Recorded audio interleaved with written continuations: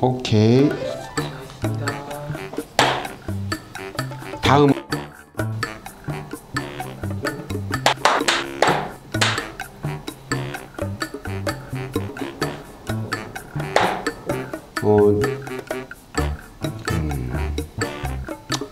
다시.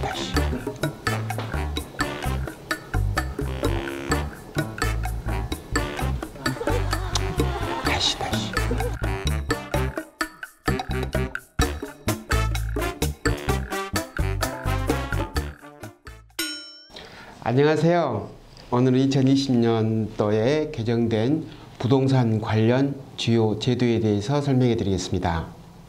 먼저 2020년 1월부터 달라지는 부동산 제도에 대해서 설명해 드리겠습니다.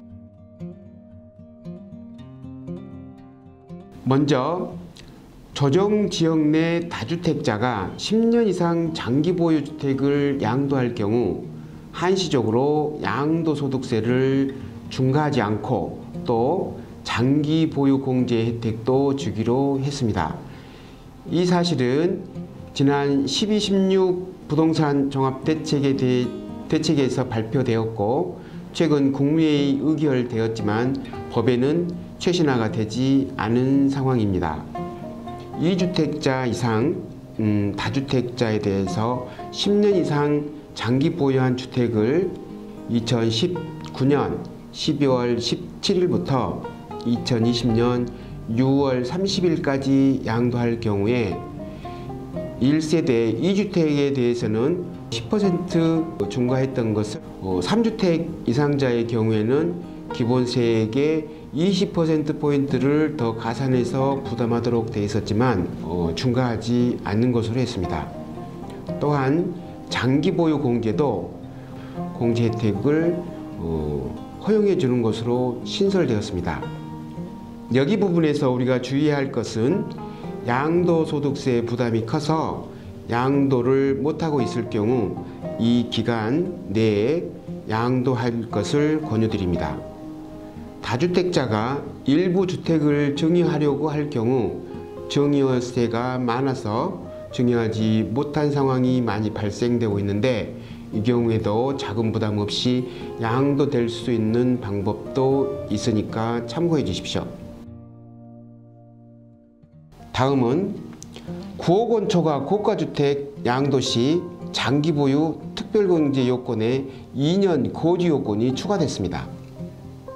정전에는 고지 요건 없이 보유기간 3년 이상이 되면 양도 차익에 1세대 1주택의 경우에는 80%까지 공제해주고 1세대 1주택이 아닌 경우에는 30%까지 공제해 주었었습니다. 9억 원 초과 고가주택의 경우 반드시 거주한 다음에 양도하게 되면 양도소득세 절감 효과가 있을 것으로 보여집니다. 다음은 전세자금 대출 후 신규주택 매입 제한하기 위해서 제도들이 도입되었습니다. 전세자금을 대출받은 후 시가 9억 원 초과주택을 매입하거나 2주택 이상을 보유하게 되면 전세자금 대출을 회수하게 됩니다. 이 경우 전세보증은 물론 서울보증보험 보증도 받을 수 없도록 한다고 합니다. 그 예로 전세자금 보증 규제 주요 내용을 보면 본인 소유 주택을 전세 주고 다른 집에 전세로 살고 있는 사이 본인 소유 주택이 시가 9억 원을 넘게 되면 대출 연장이 불가됩니다.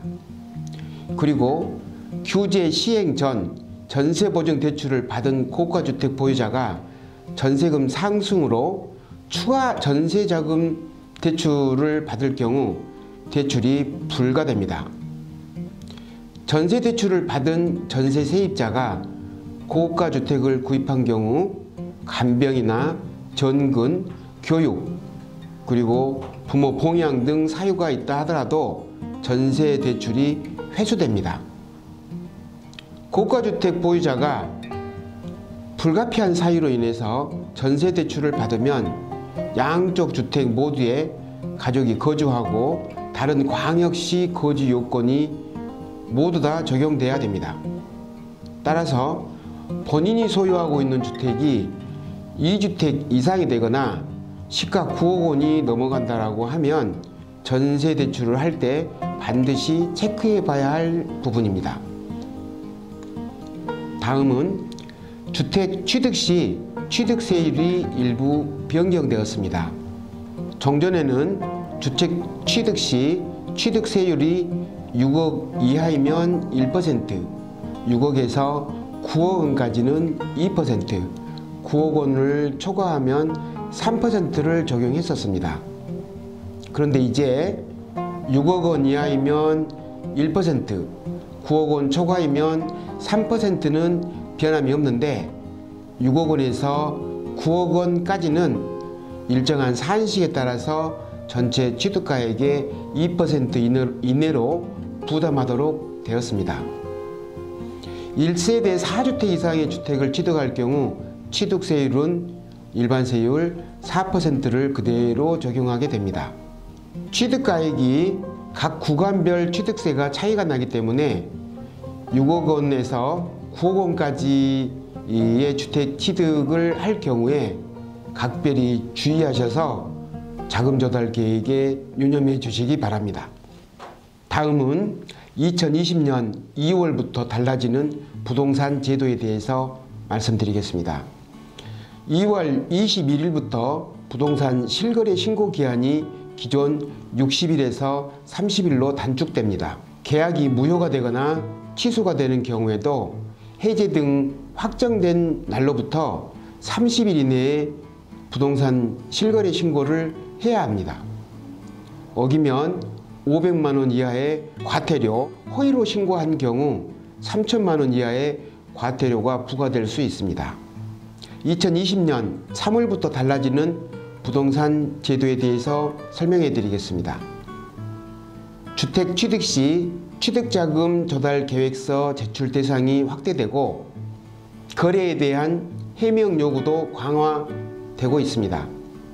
정전에는 취득자금 조달 계획서 제출 대상이 투기 과열지구 내에 3억 원 이상의 주택 취득 시로 제한됐었는데 이번에 투기 과열지구 3억 원 이상 주택 취득 시는 물론 조정 대상 지역 3억 원 이상 주택과 비규제 대상 지역이라도 6억 원 이상 주택을 취득할 경우에는 자금 조달 계획을 제출해야 합니다. 따라서 우리는 증여나 상속, 기타 차입금, 자금 제공자와의 관계, 그리고 현금 등 자산의 종류, 그리고 계좌 이체, 현금 지급 등 각종 자금 지급 수단을 재점검하고 주택담보대출과 신용대출 등 자금 원천에 대해서도 정확히 확인해 봐야 될 필요가 있습니다. 다음은 불법 전매 시 청약 제한 등 규정을 신설하고 재당첨도 제한하는 등 규정이 강화되고 있습니다. 정전에는 공급질서 교란행위 적발 시 일정 기간 3년에서 약 10년 동안 청약을 금지했으나 불법 전매에 대해서는 청약 금지 규정이 없었습니다. 그런데 이번에 공급질서 교란 및 불법 전매 적발 시에 주택 유형과 관계없이 10년간 청약을 금지하도록 하고 있습니다. 다음은 2020년 5월부터 달라지는 부동산 제도에 대해서 설명합니다. 연간 2천만 원 이하 주택 임대소득에 대해서 소득세 신고를 해야 되게 되는데요. 정전에는 2천만 원 초과 임대소득에 대해서 소득세를 부담하도록 돼 있었습니다.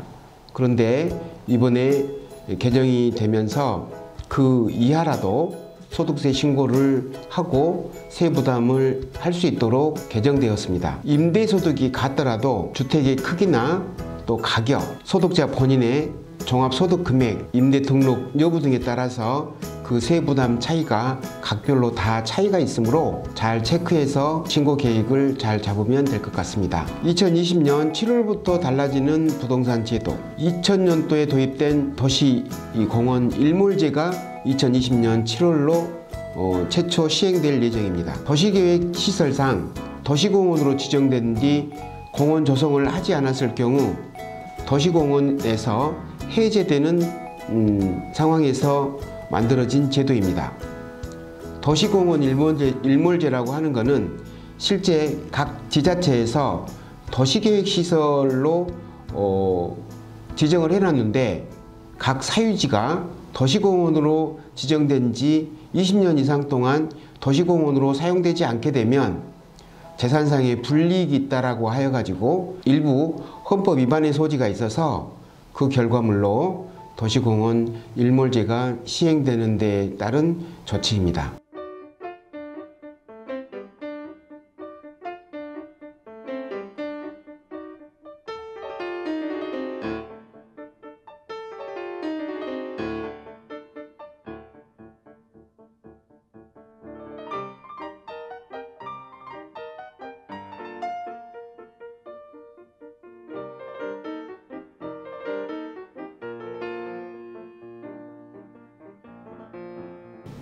영상 하단에 좋아요, 구독 누르시면 유용한 정보를 좀 더 빠르게 만나실 수 있습니다.